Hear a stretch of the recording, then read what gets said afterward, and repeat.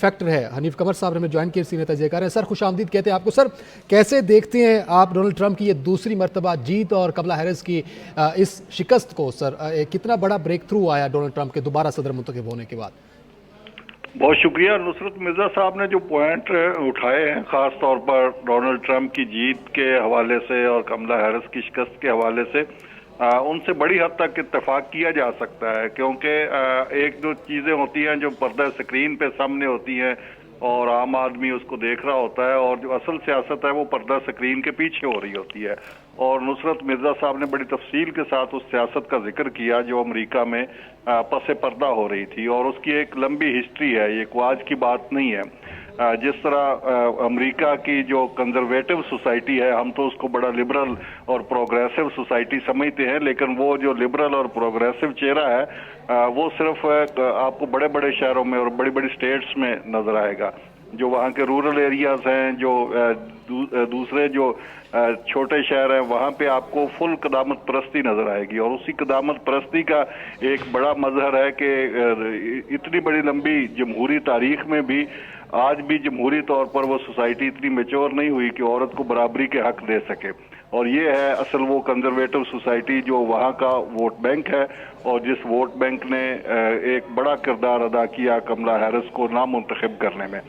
اور دوسری جو چیزیں نصرت مرزا صاحب نے کی ان سے بھی اتفاق کیا جا سکتا ہے، جس طرح ڈیپ سٹیٹ کے معاملات ہیں اور جس طرح الیکشن، اب تو یہ کوئی ڈھکی چھپی بات نہیں کہ امریکہ میں بھی الیکشن انجینئرڈ ہوتے ہیں.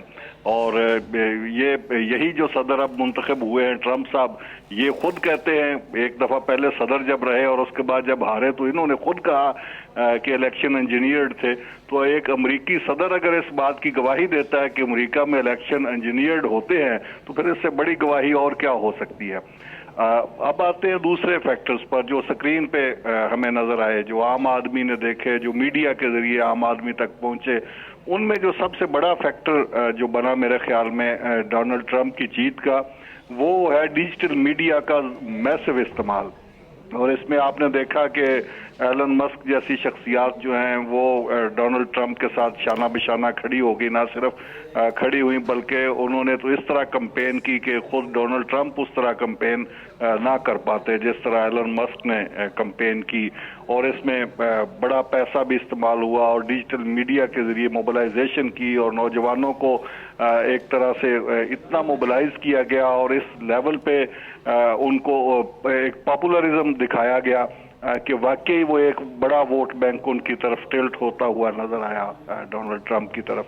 لیکن جس طرح کہا جا رہا تھا کہ یہ بڑے نیک ٹو نیک مقابلے جا رہے ہیں، تو اس وقت اس لحاظ سے اگر دیکھا جائے تو یہ واضح فرق ہے. اتنا نیک ٹو نیک مقابلہ تو نہیں ہوا جس طرح کا ایکسپیکٹ کیا جا رہا تھا. بہرحال ڈیجیٹل میڈیا نے اور گلف کی وار نے جو ہے وہ بڑا کردار ادا کیا ہے ڈیموکریٹس کی شکست میں. گلف کی وار میں جس طرح جو بائیڈن نے اسرائیل کی کو فل تھپکی دی اور اس کے ساتھ پورا ان مظالم میں جو فلسطینیوں پر، لبنانیوں پر اور مشرق وسطیٰ کے لوگوں پر ڈھائے گئے، ان میں مکمل شیئر ہولڈر رہا جو بائیڈن، جس کی وجہ سے وہاں کے عوام میں اس حوالے سے بھی اور خاص طور پر مسلمانوں میں اس حوالے سے بڑی تشویش پائی جاتی ہے. اگرچہ ڈونلڈ ٹرمپ سے بھی کوئی بہت زیادہ توقعات وابستہ نہیں ہے کہ وہ وہاں پہ اسرائیل کے ظلم کا ہاتھ روکے گا اور وہاں پہ فلسطینیوں کو کوئی امن نصیب ہوگا، کوئی زیادہ توقعات وابستہ نہیں ہے. لیکن وہ یوں کہہ لیں کہ بڑی برائی کی نسبت ایک چھوٹی برائی امریکہ میں مقیم مسلمانوں نے قبول کی ہے. اور اگر انہوں نے ووٹ دیا ہے جس طرح کے ایک اندازہ لگایا جا رہا ہے کہ بڑی تعداد میں جو مسلم ہیں انہوں نے ڈیموکریٹس کی مخالفت کی ہے وہاں.